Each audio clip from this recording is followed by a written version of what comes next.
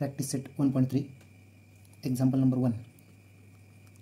In figure, angle ABC is equal to 75 degree, EDC is equal to 75 degree. State which two triangles are similar and by which test.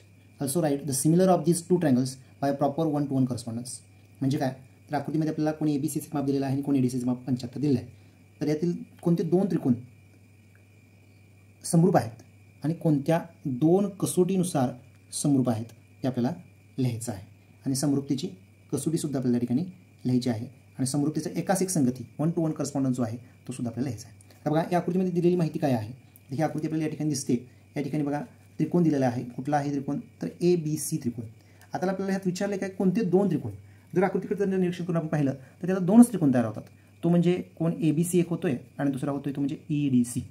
आता ह्या दोन त्रिकोणामध्ये आपण पहिल्यांदा म्हणूया त्रिकोण ABC व त्रिकोण ADC मध्ये, म्हणजे in triangle ABC and triangle EDC. आता काय दिलेलं आहे त्यामध्ये, तर कुठला कोण एकरूप दिसतो आपल्याला, हा कोण 75, हा पण 75 आहे. तो आपण लिहू शकतो angle CDE is congruent to angle CBA.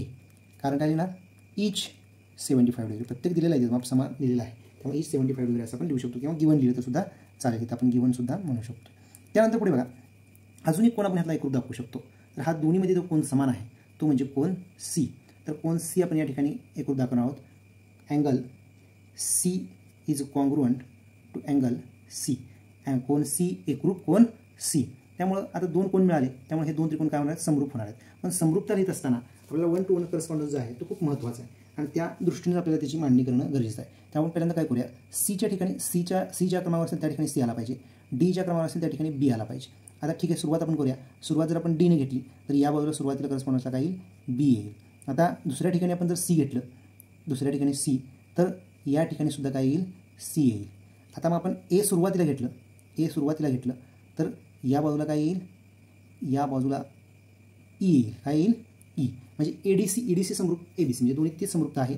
ABC 1-to-1 correspondence EDC या संगतीनुसार हे दोन त्रिकोण समरूप आहेत.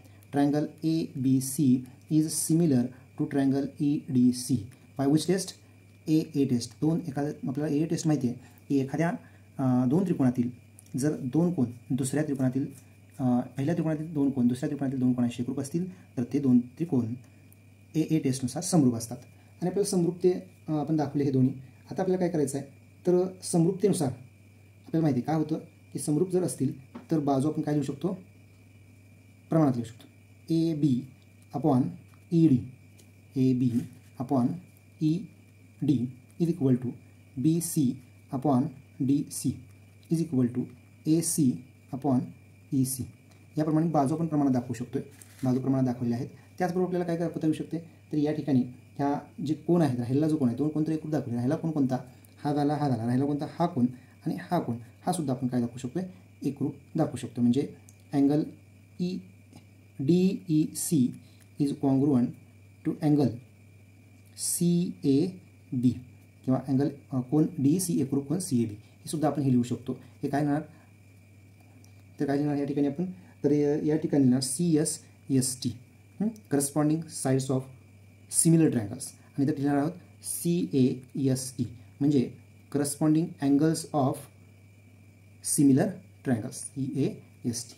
या पद्धतीने उदाहरण झालेलं आहे. दुसरं उदाहरण आता आपण पाहतोय. यामध्ये उदाहरण असं आहे, are the triangles in figure similar if yes by which test. आता बघा ह्या आकृतीमध्ये दोन त्रिकोण दिले आहेत. ते दोन त्रिकोण सिमिलर आहेत का आणि असतील तर कोणत्या कसोटीनुसार. आकृतीमध्ये त्रिकोण समरूप आहेत का आणि असतील तर ते कोणत्या कसोटीनुसार समरूप आहेत ते आपल्याला सांगायचे आहेत. आपल्याला कसोट्या माहिती आहेत, पण या ठिकाणी दिलेली माहिती अशी आहे की सर्व बाजू दिलेल्या आहेत. जर बाजू आपल्याला प्रमाणात देत का पाहूया आपण. आणि जर बाजू प्रमाणात देत असतील तर आपण ते दोन त्रिकोण समरूप दाखवू शकतो. आता ह्या त्रिकोणमध्ये आपण लिहू शकतो in triangle PQR and triangle LMN. आता आपण इथं बाजू बघूया. PQ upon LM is equal to, आता PQ किती आहे, 6/3 बरोबर किती येते, 2/1 येते. त्यानंतर QR/MN हे गुणोत्तर आपण घेऊया 8/4, म्हणजे पुन्हा या ठिकाणी गुणोत्तर येते 2/1. त्यापुढे गेल्यानंतर PR/LN या ठिकाणी सुद्धा आपल्याला बघा गुणोत्तर जर आपण घेतलं तर 10/5 म्हणजे किती येते, 5×2 = 10, 2/1. या आपल्याला तिन्हीवरून दिसून येते की सर्व ठिकाणी बाजूंच्या म्हणजे संगत बाजूंचे गुणोत्तर जर आपण घेतलं दोन त्रिकोणाच्या तर ते समान आहेत. यावरून आपण असं म्हणू शकतो therefore PQ upon LM is equal to QR upon MN is equal to PR upon LM. या ठिकाणी आपल्याला काय दिसून येते की एका त्रिकोणाच्या 3 बाजू PQ, QR आणि PR ह्या दुसऱ्या त्रिकोणी एलिमेंट जो आहे त्याच्या संगत बाजूशी काय आहे, प्रमाणात आहे. जर असं असेल तर ते दोन त्रिकोण समरूप असतात आणि ही समरूपतेची बा कसोटी आहे, म्हणजेच साईड टेस्ट आहे. म्हणून आपण काय लिहू शकतो, ट्रायंगल PQR सिमिलर किंवा समरूप ट्रायंगल LMN. त्रिकोण PQR समरूप त्रिकोण LMN. आपण इतर ठिकाणी कोणती टेस्ट लिहितोय, S टेस्ट, म्हणजेच बा कसोटीनुसार आपण हे दोन त्रिकोण या ठिकाणी एकरूप दाखवलेले आहेत.